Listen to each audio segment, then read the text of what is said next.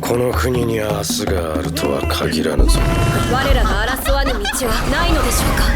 主は絶対命をとして守る。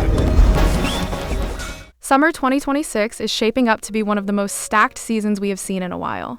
Sequels to shows people have been waiting years for, a couple of adaptations that genuinely caught me off guard, and one video game adaptation that might actually not be terrible. I went through everything confirmed for the summer lineup and narrowed it down to 10. These are the ones I am actually planning my schedule around. Let's get into it. Starting us off is one that flew under a lot of radars. And honestly, that is part of why I want to talk about it. Sparks of Tomorrow is set in early 20th century Japan, and it follows the dawn of electrical engineering through the eyes of characters chasing innovation in an era where most of the country still ran on fire and manual labor. It is a period piece about science and invention, which already makes it a hard sell for a lot of people. I get that. But there is something about a story grounded in real technological history that appeals to the same part of my brain that latched onto Dr. Stone years ago. The premise has a quiet ambition to it that I find genuinely refreshing. Whether the execution matches that ambition is the big question, but on concept alone, this earned a spot on my watch list. Black Torch is based on Tsuyoshi Takaki's manga that ran in Shonen Jump, and if you missed it during its original run, you are not alone. It was short, 5 volumes, and it ended before it ever really got the attention it deserved. The story follows Jiru, a ninja descendant who can communicate with animals, and things go sideways when he merges with a supernatural cat demon named Reigo. From there, it turns into a bureau of supernatural affairs setup, humans hunting demons, internal politics, and Jiru caught somewhere in the middle of it all. The manga had solid action choreography on the page, and a tone that sat somewhere between Jujutsu Kaisen and Bleach without trying too hard to be either. My curiosity here is mostly about whether the anime can expand on what the manga set up, because the source material always felt like it was cut short before it hit its stride. There is real potential in the premise, and an anime adaptation with room to breathe could be exactly what this story needed. Not my most hyped pick on this list, but one I think could surprise people. Tomb Raider King is based on a Korean web novel and manhwa, and the setup is pretty straightforward on the surface. Relics from historical tombs start granting people supernatural abilities, and our lead, Seo Joo-hyun, is a tomb raider who gets betrayed, dies, and wakes up 15 years in the past with all his future knowledge intact. My main concern is the adaptation quality. Manhwa to anime conversions have a mixed track record, and the pacing of the source material is aggressive. If the studio can keep up with the energy without cutting corners on animation, this could be a really entertaining watch. If not, it will probably still be fun, just in a messier way. I genuinely did not think we were getting more Grand Blue. The fact that Season 3 is happening feels like a small miracle, and I am not going to pretend I am anything other than excited about it. For anyone unfamiliar, Grand Blue is technically about scuba diving. In practice, it is about college students drinking industrial quantities of alcohol, making catastrophically bad decisions, and occasionally remembering that they attend a university. It is one of the funniest anime comedies out there, and the humor works because the cast is so committed to being terrible to each other. My only real question going into Season 3 is whether the comedy can stay fresh. The manga kept finding new ways to escalate the absurdity, so the material is there. If the adaptation handles it right, this is going to be the show I put on after something emotionally devastating, just to reset my brain. Clevatess was one of those shows from its first season that I kept recommending to people who wanted dark fantasy with actual teeth. The premise, a hero who is already dead, a demonic beast king, and a baby caught between them, sounds like it should collapse under its own weight. And yet the first season managed to balance brutality with genuine emotional stakes in a way that felt earned rather than manipulative. Season 2 has me curious because the story is entering territory where the relationships established in the first season start getting tested in real ways. The dynamic between the Beast King and the child is the emotional core of the show, and how that evolves is what will determine whether Clevatess becomes something truly special or just a solid dark fantasy that peaked early. The action in Season 1 was already impressive, heavy and deliberate rather than flashy for the sake of it. If the studio maintains that standard and the writing keeps its nerve, this could be one of the stronger sequels of the summer. Tanya the Evil Season 1 aired back in 2017, the movie followed in 2019, and then silence. Years of it.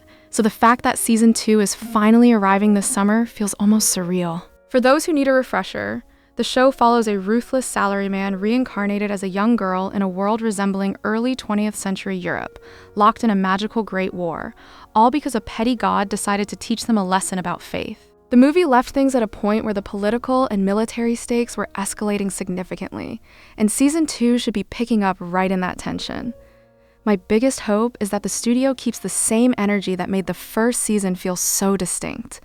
A new Ghost in the Shell in 2026. That sentence alone carries a lot of weight, and honestly, a lot of risk. This franchise has one of the most important legacies in anime. The 1995 film, Standalone Complex, these are works that shaped how an entire generation thinks about cyberpunk, artificial intelligence, and the nature of consciousness. So any new entry has to contend with that history. What I know about this new series suggests it is taking its own approach rather than directly continuing any previous timeline, which is probably the right call. Trying to recapture what Mamoru Oshii or Kenji Kamiyama did would be a losing game. Mushoku Tensei has built itself into one of the defining isekai of this generation, and Season 3 is where the story starts shifting in ways that longtime source material readers have been anticipating for years. The first 2 seasons established Rudeus as one of the more complex and honestly uncomfortable protagonists in the genre. The show never shied away from his flaws, and that willingness to sit with discomfort rather than hand-wave, it is a big part of what separates Mushoku Tensei from the rest of the isekai field. Season 3 should be moving into the story arcs, where the world gets significantly larger and the consequences of earlier decisions start landing with real force. And if Studio Bind maintains the production quality they have shown so far, this is going to be visually stunning on top of everything else. A From Software game getting an anime adaptation. Let that sit for a moment. Sekiro is one of the most celebrated action games of the last decade. The combat, the atmosphere, the world design, everything about it felt meticulously crafted, and translating that to anime is either going to be spectacular or deeply frustrating. There is very little middle ground with something like this. What gives me some confidence is that the game itself already has a strong narrative foundation. The Sengoku-era setting, the supernatural elements woven into Japanese history, Wolf's journey as a shinobi bound by duty. These are elements that translate naturally to anime storytelling. The question is whether the adaptation can capture the weight and precision of Sekiro's combat. The game's fighting system was defined by rhythm, timing, and that satisfying clash of steel. If the animation can replicate even a fraction of that feeling, the action scenes alone will be worth watching. Bleach's return has been one of the best things to happen to anime in recent years, and each part of the 1,000-year blood war has raised the bar for what a legacy shonen adaptation can look like. The Calamity is the final stretch, and it is carrying the weight of everything the series has been building toward.